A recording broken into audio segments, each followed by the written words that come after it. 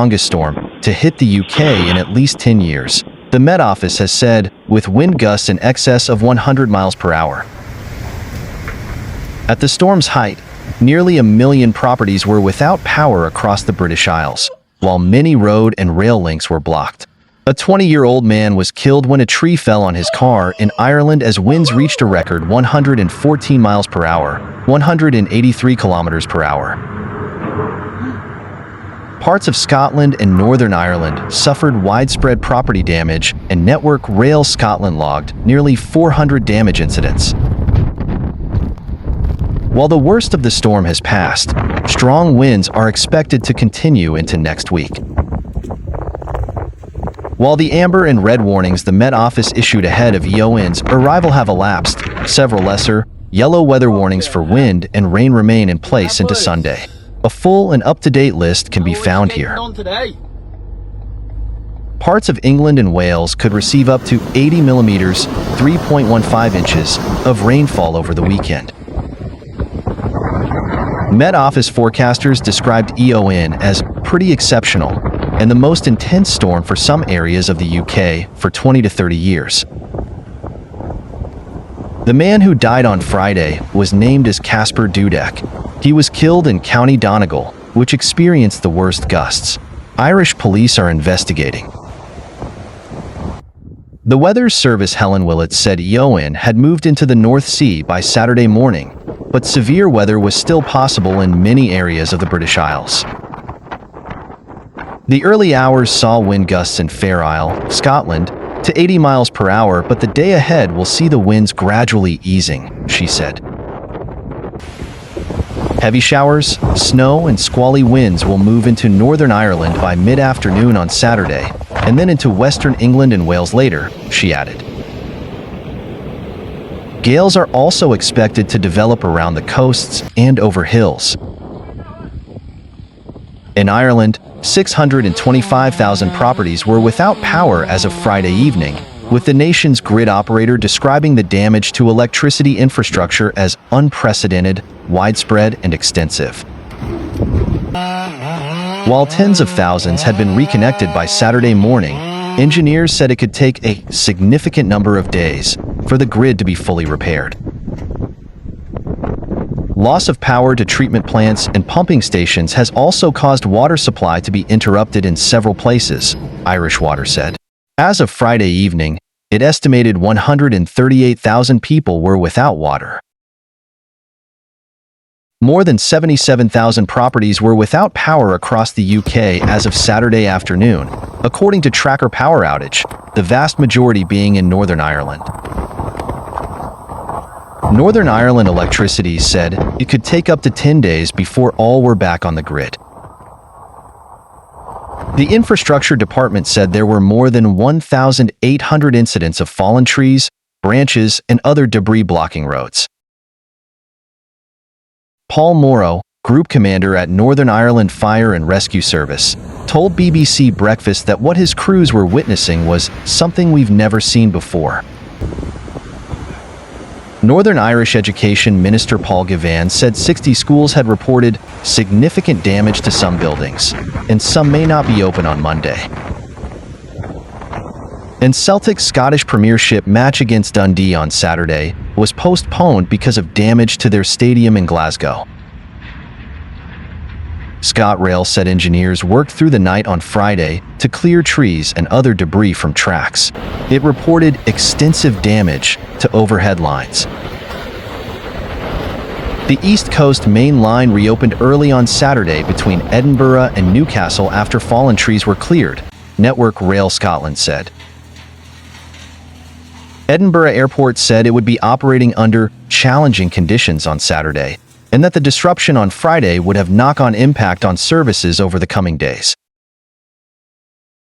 Glasgow and Belfast International said passengers should continue to check the latest travel information with their airline before traveling.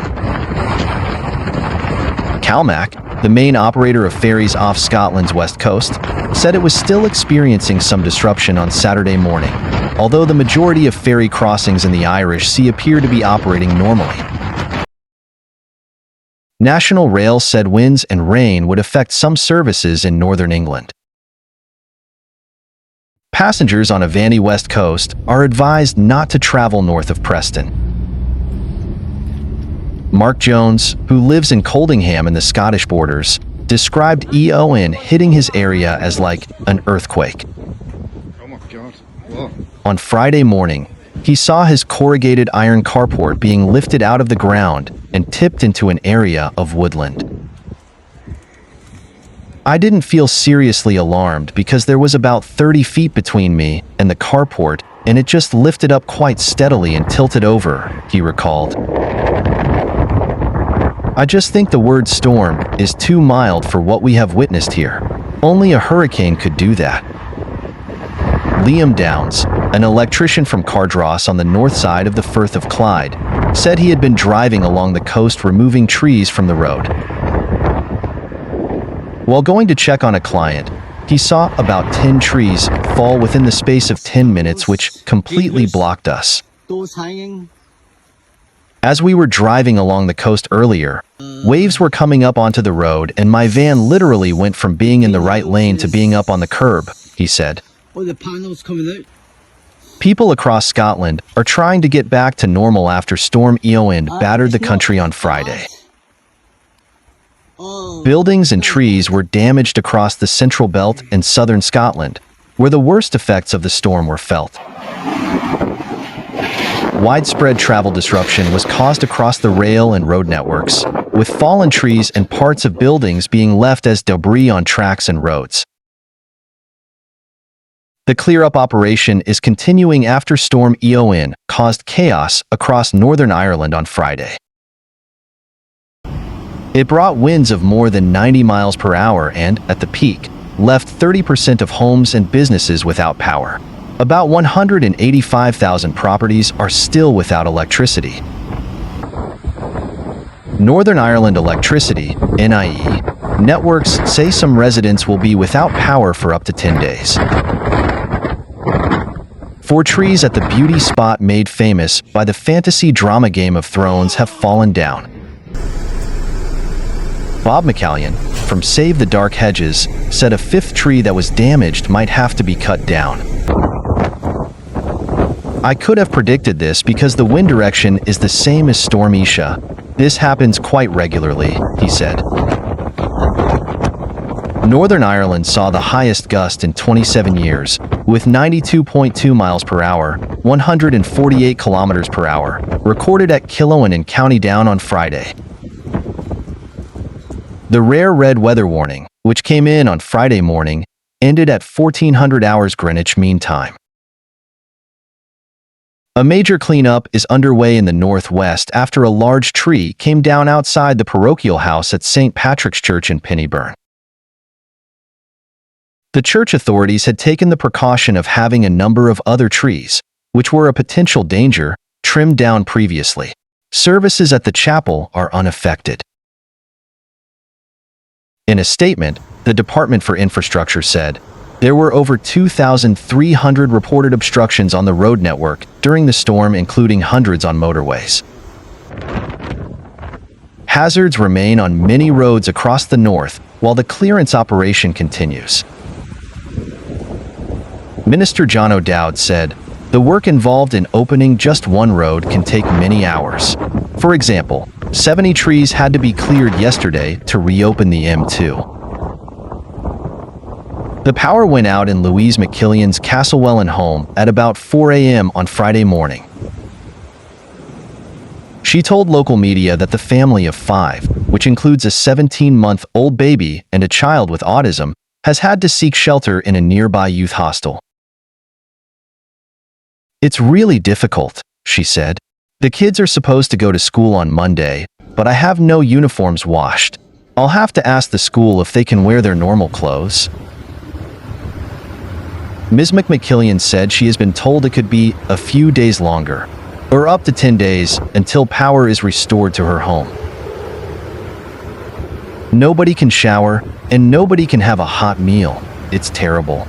You don't realize the impact that has until you're actually put into it, and see how much you need electricity and heat. In County Fermanagh, thousands of properties remain without power. Many buildings suffered damage, including the former tourist office in the center of Enniskillen. A large tree fell at the Round O Jetty in Enniskillen, narrowly missing boats moored nearby. Train lines are beginning to reopen following extensive damage across the network. TransLink said the Belfast routes to Bangor and Portadown have reopened. The cross-border route to Dublin terminates at Drogheda, with a bus replacement taking passengers the rest of the journey. Clearance work is continuing on the Larne and Londonderry line. Metro, Glider, and Ulster bus services returned on Friday, with some diversions in place due to ongoing road closures and clearance work in the wake of the storm. Police are advising the public that some roads across Northern Ireland may remain impassable, and everyone should take extra care on their journeys.